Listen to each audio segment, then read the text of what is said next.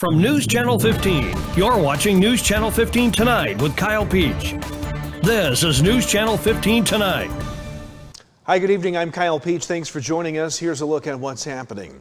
December 11th is now the scheduled date for the preliminary hearing of former Wabash County Sheriff's Deputy Chase Cheadle. A docket entry yesterday stated the preliminary hearing had been moved from this week to December 11th. WSJD says there have been continuous delays of Cheadle's preliminary hearing dating back to last November 14th, the latest being the 8th such delay. The Wabash County Sheriff's Department's former canine handler originally faced 4 charges of official misconduct, 1 count of theft, a count of cruelty to animals, and 2 counts of animal owner duties. 5 of the 8 charges are felonies, but in June, 2 felonies, the theft charge and 1 account of official misconduct were dismissed at the request of Special Prosecutor Brian Town. The 30-year-old Cheadle found Kiki unresponsive in July of 2024 and was arrested after an investigation. He resigned from the Sheriff's Department a month later. Speaking of delays, another delay in sentencing of a Norris City man. WRUL says that originally scheduled to be sentenced in federal court in July, Terry Hall's sentencing has been backed up for a 3rd time. Court documents show the assistant U.S. attorney requested a continuance, and the hearing is set now for November 10th. Hall is the former lead pastor at Turning Point Church of God in McLeansboro and pled guilty to 2 counts of wire fraud, 2 counts of making false statements, and a count of providing false documents. According to the indictment, Hall used his position to defraud the government out of some nearly $200,000 through the Coronavirus Aid, Relief, and Economic Security Act in 2020. Reports suggest that Hall used that money to pay for lavish vacations to Africa, bear hunting in Maine, vehicles, a building on his property, and more, leading to a significant financial hardship on the church. Police spent a good deal of time on Monday investigating a break-in at the Dollar General store on West 9th Street in Mount Carmel. WSJD reports that Police Chief Mike McWilliams told the City Council Monday the front door of the business was broken and at least 1 person entered the building. McWilliams said it was not clear yet if anything had been taken from the store. Carmi police arrested a Carmi woman on Tuesday. WRUL says 38-year-old Mary Lee Dixie Shoemate was arrested on a charge of domestic battery and was taken to the White County Jail. Meanwhile, WAKO says the Lawrence County Sheriff's Department arrested 34-year-old Nicholas Anthus of Rule Vincennes Monday at the pier in Westport on a preliminary theft charge, theft under $300. He was taken to the Lawrence County Jail. Lawrenceville police on Monday arrested 22-year-old Andrew Deaton of Rule St. Francisville for possession of meth. He was later released on a notice to appear. The U.S. trustee, a federal watchdog overseeing bankruptcy cases, has joined a creditor's request for an independent investigation into the financial collapse of First Brands Group. That's the parent company of Champion Labs in Albion and formerly Fairfield's largest employer, Airtex. WFIW says in court filings, the trustee argued that serious allegations of fraud, dishonesty, incompetence, misconduct, or mismanagement justify an expedited process to appoint a bankruptcy examiner in the First Brand insolvency case. At the center of the investigation is First Brand's admission that it cannot account for $2.3 billion connected to off-balance sheet financial deals. Creditors have called the company's internal review woefully insufficient given the magnitude of potential misconduct. Mount Carmel City officials are demanding answers from the Illinois Secretary of State's office over the sudden closure of the driver's services facility in Mount Carmel. WSJD reports that Mayor Joe Judge says that numerous calls from local and state officials to the Secretary of State's office in Springfield and Chicago have gone unanswered. Judge says officials have not been fully transparent as to why the office is closing. There was a press conference earlier today with the mayor, State Senator Terry Bryant, and State Representative Dave Severin. Now, we've posted the video of that press conference on our Facebook page, and we'll rebroadcast it here on News Channel 15 in its entirety at 9:30 tonight and throughout the day tomorrow. The local SOS office is set to close November 14th. Illinois Eastern Community Colleges has been named among the top 200 U.S. community colleges by the Aspen Institute College Excellence Program. The recognition places IECC among the top 20% of nearly 1,000 community colleges eligible to compete for the $1 million Aspen Prize for Community College Excellence, the nation's signature recognition of achievement and performance in two-year higher education. The Aspen Prize honors colleges that excel in student outcomes, such as retention, completion, transfer, and workforce success, while advancing equity and continuous improvement. The Clay County 911 Board has announced they are now able to take texts to 911. Wireless customers can send a text up to 140 characters to 911 in an emergency. WNOI reporting that text to 911 should only be used in an emergency when placing a call is not possible. Remember not to text and drive, and in the first text message, send the location and type of emergency. Text in simple words without abbreviations or slang, and be prepared to answer questions and follow instructions from the 911 call taker. Again, text 911 only for emergencies. The Grayville City Council met this week. WRUL says Finance Commissioner Andy Ford assured residents that anything charged to city credit cards is 100% verified with receipts, including charges being questioned about expenses paid for 4 city employees to attend training and conferences recently. Ford called recent questions and misinformation about the credit card use ludicrous, saying that she believes the motive behind some of the recent scuttle is to sully the reputations of people who are doing their best to serve the city. In other matters from that meeting, the council accepted the resignation of former police chief and current city administrator Robert Hatcher. A special meeting is set for November 7th at 8 a.m. to review resumes to find his replacement. The council also passed the tax levy estimate, opting not to raise taxes, but did make adjustments to ensure the library gets its due. The levy will produce an estimated $267,000.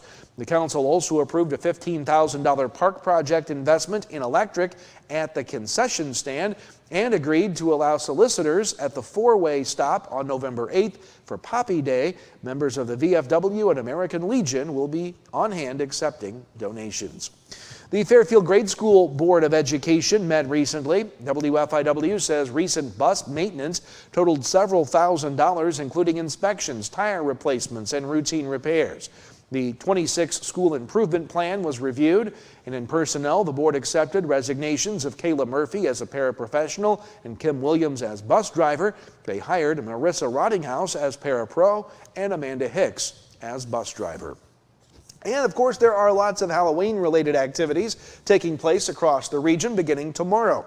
In Mount Carmel, the Wabash Valley College Trunk or Treat will run from 5 to 6:30 p.m. at the WVC Main Hall parking lot. The City of Mount Carmel's trick-or-treating will be both Thursday and Friday evenings from 5 to 8. In Albion, the Boo on the Bricks Trunk or Treat is Friday on the square on 5th Street. Setup for trunks is at 4:30, the event at 5:30. Fairfield Main Street's Trunk or Treat is Friday beginning at 5 with a costume contest at 6, judging in front of the courthouse, food available as supplies last. The communities of Flora, Louisville, Clay City, and Xenia will have trick-or-treating from 6 to 8 Thursday evening. Newton's trick-or-treating will be Friday from 5 to 7. In Olney, the Trust Bank Halloween Parade is Friday at 6, with the 5th Friday Market open at the end of the parade in Olney, featuring vendor booths, a trunk or treat, chili, and more. The bands from Richland County High School will have their 5th Fright Night at Bauer Park following the parade. Showtimes at 6:45 and 7:10. And the City of Carmi hosts Trick or Treat from 4 to 8 Friday. The City and Carmi Chamber of Commerce host a trunk or treat at City Hall from 4 to 6 Friday as well.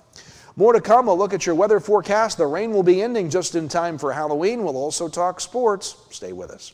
Introducing the Student Plus account from First National Bank, a free checking account designed for students and parents alike. With Student Plus, parents stay in control with real-time alerts and spending limits, while students learn to manage money safely and independently. Instant transfers, lost card protection, and customizable features make banking simple for the whole family. Getting started is easy. Just visit any First National Bank of Allendale branch with your student, set up mobile banking, and choose the features that work best for you. Student Plus accounts with First National Bank. Parents choose the controls, students learn responsibility. At Wabash General Hospital, we're more than healthcare. We are part of the team. Our athletic trainers proudly serve 13 area high schools and 3 junior colleges, standing on the sidelines and in the AT rooms every day. From keeping our athletes healthy to helping them chase their dreams, we're here for every student athlete, every game, every step of the way, from injury to return to play. At Wabash General Hospital, caring for athletes is our game. Welcome back. Time to talk weather here tonight. Lots of color up on the radar screen. We pulled out to the broad regional view this a little earlier this afternoon, but you can see that lots of rain out there on the outside, rotating back through. The good news is this is all gradually pulling off to the east. And we're not done with the rain yet, but we will be soon. It'll come into an end later tonight near the overnight hours. Checking numbers today, 53, not much change in the temperature. That was our high, 48 so far the low for the day. Since midnight, we've picked up around 3/4 of an inch of rain. That was as of about 3 o'clock this afternoon, but more on the way, as you saw there on the map. As we put things in motion, here goes that system continuing to wrap around, but pull to the east. Generally speaking, around 3-4 a.m. that'll be out of here, and the rain will continue to push to the east, giving us a sunny day throughout the much part on Thursday. A few more clouds will come at us on Friday overnight, but those will pass in time for a mostly sunny Friday and a pretty good looking weekend. We've now eliminated the chance of rain over the weekend, it looks like. A few passing showers just to the north late Friday night. Chilly though, overnight lows tonight in the low 40s, right around 40 degrees, with rain coming to an end after midnight. As we move in through the day on Thursday, the sun will appear. Temperatures will warm into the upper 50s, very seasonal for this time of year. On Thursday night into Friday morning, some of the coolest air we'll see. Clear skies, upper 30s for the overnight lows as we wake up on Friday morning. Friday throughout the day looks to be great. Sunshine near 60 for Halloween. Looks like a great day for trick-or-treating Friday night as well. Even Thursday night in some areas of the region. All looks pretty good. And our extended forecast, that looks pretty good as well. High temperatures will move into the mid-60s by early next week. A few passing clouds this weekend, but now no mention of rain. Overnight lows do get a little chilly, mid-30s there on Saturday night. That's your forecast. Sports is next. Fall into great deals at Steve Faulkner Automotive in Mount Carmel. Get a Ram 1500 with up to $10,000 off MSRP, or lease a Pacifica for $444 a month. See store for details and go to SteveFaulknerAutomotive.com. Steve Faulkner Automotive in Mount Carmel, Illinois has an outstanding service department. With free pickup and delivery, we'll make sure your vehicle runs perfectly at an affordable price. Come see us today or view our service specials at SteveFaulknerAutomotive.com. I'm Elijah Hadro with the Mount Carmel Fire Department. And I'm David James, president of Mount Carmel Public Utility Company. Did you know that working smoke alarms can significantly reduce the risk of dying in a home fire? Taking just a few seconds each month to test your smoke alarms can make a life-saving difference. Simply press the test button to ensure they're working properly, and don't forget to follow the manufacturer's instructions for regular cleaning to keep your alarms in top condition. Over for a tailwind, there's no getting back too soon.